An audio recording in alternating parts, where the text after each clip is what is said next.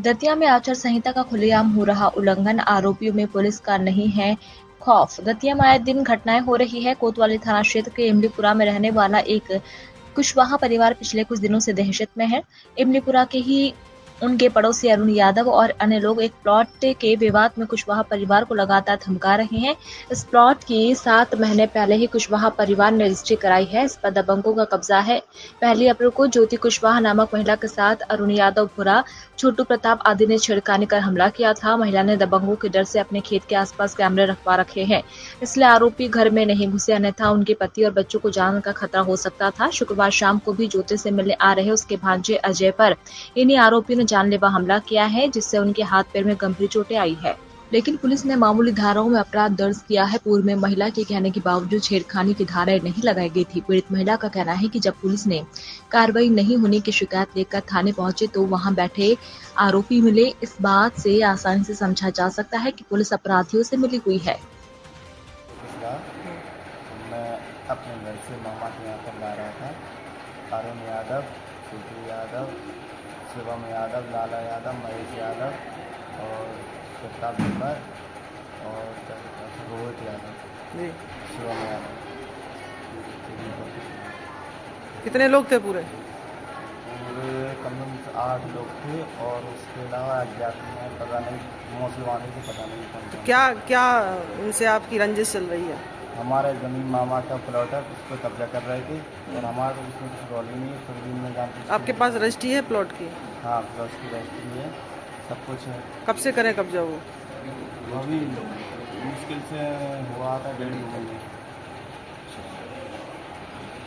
मेरा नाम ज्योति कुशवाहा है। इमलीपुरा में मैं रहती हूँ।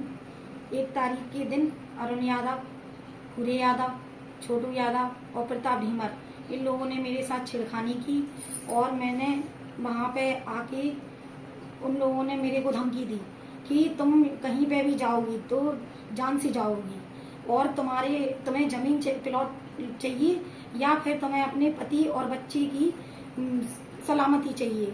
तो मैंने कहा कि अगर न्याय नहीं मिलेगा तो मैं सब दूर जाऊंगी।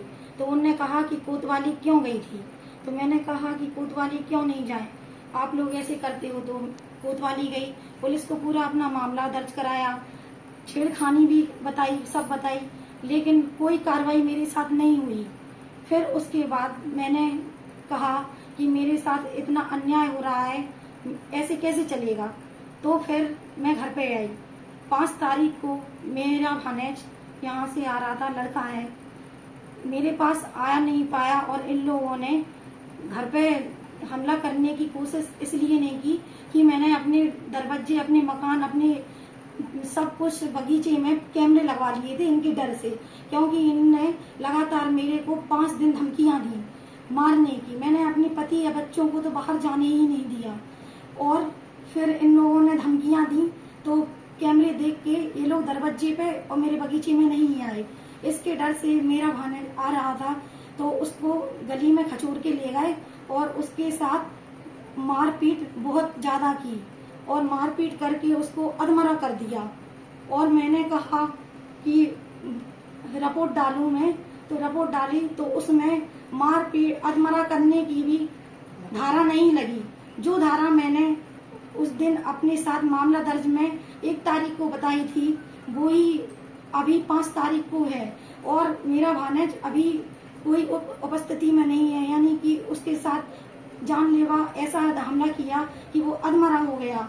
अब मैं कहाँ पे जाऊँ, मेरी कोई सुनवाई नहीं है और ठीक है। और फिर अभी भी मेरे को उनसे बहुत डर है।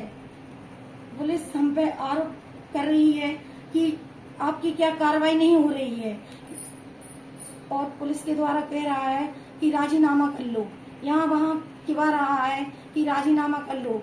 जुआ मुआ आप थाने पे गई थी, क्या बात हुई आपकी?